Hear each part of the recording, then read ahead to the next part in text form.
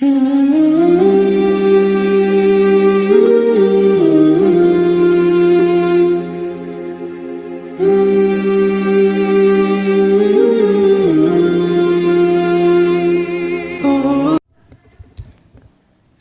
ta'ah, syirik dalam ketaatan.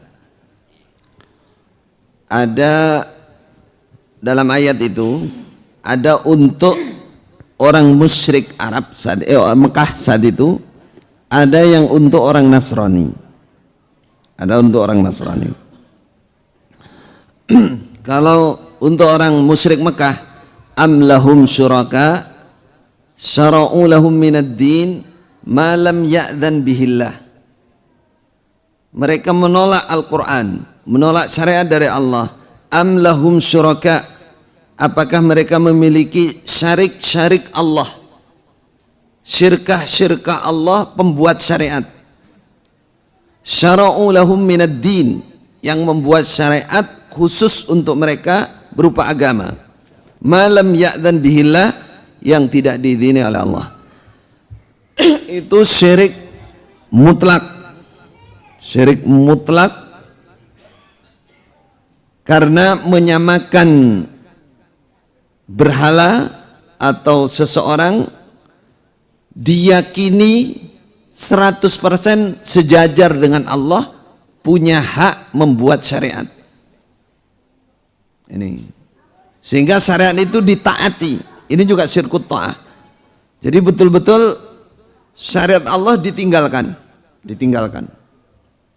Itu kafir Mekah, dan itu musyrik kafir mutlak kafir musyrik, karena dia betul-betul meninggalkan syariat Allah, betul-betul menolak Al-Quran.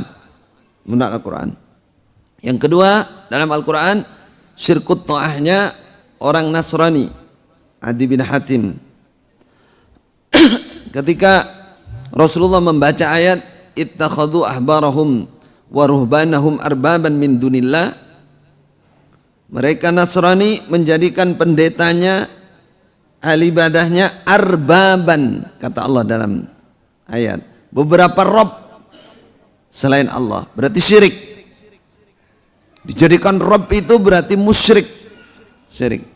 Kata Adi bin Hatim, kami tidak sujud Nabi waktu itu kepada para pendeta, para orang alim itu. Kata Rasulullah, awalam yuharrimu ma ahallallah fatuharrimunahu, bukankah mereka para pendeta mengharamkan yang dihalalkan oleh Allah, kemudian kamu taati, kamu ikut mengharamkan, dan kamu tahu itu, kamu ngerti itu. Bala ya Rasulullah, iya Nabi. Sebaliknya, apakah mereka tidak menghalalkan yang diharamkan oleh Allah, terus kamu juga ikut menghalalkan? Kamu taat itu, kamu ngerti itu. Fatilka ibadatuhum, itulah namanya beribadah dalam ketaatan. Ini juga dihukumi musyrik. Karena apa? Karena mereka meninggalkan syariat Allah. Syariat Allah. Jadi betul-betul tidak mau dengan Al-Quran. Bahkan dengan Injil sendiri. Injilnya nggak berlaku, apalagi dengan Al-Quran. Tinggalkan Al-Quran. Nah, sekarang untuk umat Nabi Muhammad. Nah, kiaskan ini. Kiaskan ini. Jadi yang mengerti Al-Quran, paham, ngerti betul, lalu ada pemimpin mengharamkan yang dihalalkan oleh Al-Quran, ngerti, tahu, punya keyakinan bahwa pemimpin punya hak bikin syariat, maka ini musyrik total. Ngerti. Perhatikan, ada untuk umat Nabi Muhammad ini ada kekhususan ya. Karena kalau tidak ngerti itu masih bisa, yang penting tidak sampai ke level hal yang syirik. Ngerti dan meyakini bahwa orang ini punya hak membuat syariat, menyaingi Allah. Ini musyrik total juga. Tapi kalau tidak ngerti, ini syirkun duna syirkin, dosa besar. Dengan syarat masalah ini tidak sampai ke level yang nawakid Islam atau mukhrij anil millah, sesuatu pelanggaran, keharaman, kehalalan yang membuat seseorang keluar dari agama. Ini masih syirkun duna syirkin. Atau umat Nabi Muhammad ada 3 hal. Umat Nabi Muhammad masih ada peluang dimakfu oleh Allah.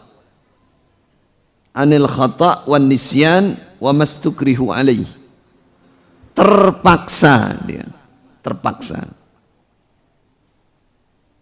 Haram katanya pemimpin. Kalau kamu nggak bilang haram, mati kamu. Ya udah haram. Ini namanya terpaksa. Terpaksa. Bisa hilang dosanya ini sama sekali. Atau khata'.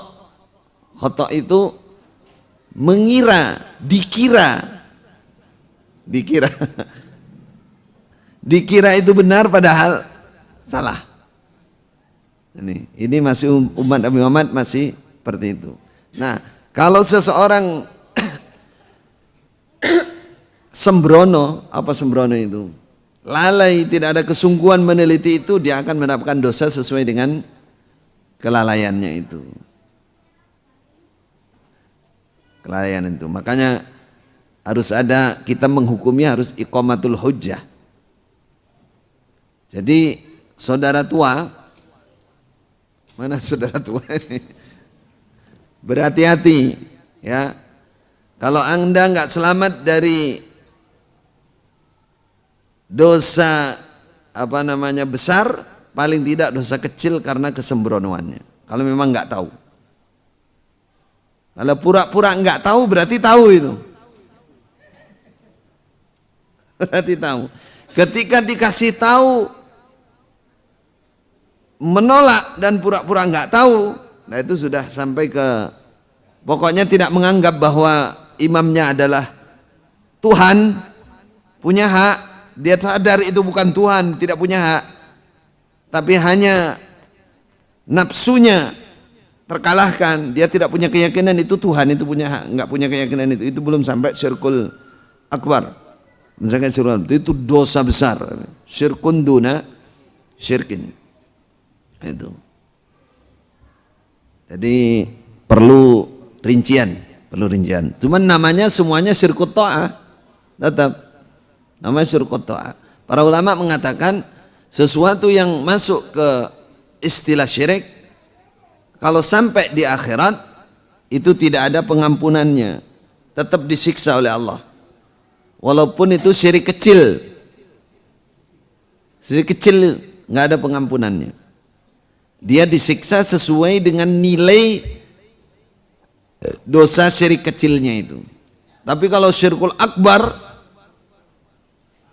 maka kekal di neraka. Perhatikan kaedahnya syirkul akbar. Syirkul akbar menduakan Allah dalam rububiyah, uluhiyah, asma wa sifat. Menyamakan makhluk dalam sifat rububiyah, termasuk membuat syariat itu rububiyah, itu hak kerobbiannya Allah. Tidak ada yang berhak, inil hukmu illa lillah, hukum itu hanya ada pada Allah. Kalau ada meyakini ada orang sama dengan Allah, nah ini syirik dalam rububiyah juga, syirik dalam rububiyah, syiriknya ini yang mukhrij anin billah akbar. Kalau nggak tahu, terpaksa, mudah-mudahan diampuni oleh Allah. Kalau sudah tahu, nah ini dosa besar nih, syirkun duna syirkin. Kalau sudah tahu bahwa perintahnya, pemimpinnya, imamnya, kiainya bertentangan dengan perintah Allah, sudah tahu, sengaja mentaati, bahkan mengatakan segala sesuatu dari Quran hadis harus izin. Orang ini harus atas sepakatan. Ini lebih tinggi daripada Allah Rasul. Nah, ini syirkun akbar, ini bahaya, ini bahaya besar. Ini berarti menyamakan makhluk dengan Allah. Na'udzubillah min dzalik. Mudah-mudahan tidak diikuti dengan hati, soalnya kita sudah mendengar itu. Artinya gini, ini peraturan dari Allah, halal, boleh. Yang imam ini bilang tidak boleh, yang di bawah bilang itu haknya imam. Nah ini dia, berarti ini menyamakan imam dengan Allah. Ini syirkun akbar mukhrij anil millah, bisa seperti itu kalau orang ini ngerti benar dan menyamakan benar dengan Allah, karena syirik itu menyamakan kedudukan. Berat itu. Yang jelas syirkut ta'ah itu walaupun dibilang syirik kecil, ya jelas dosa besar. Harus bersih kita dari hal seperti itu. Baik.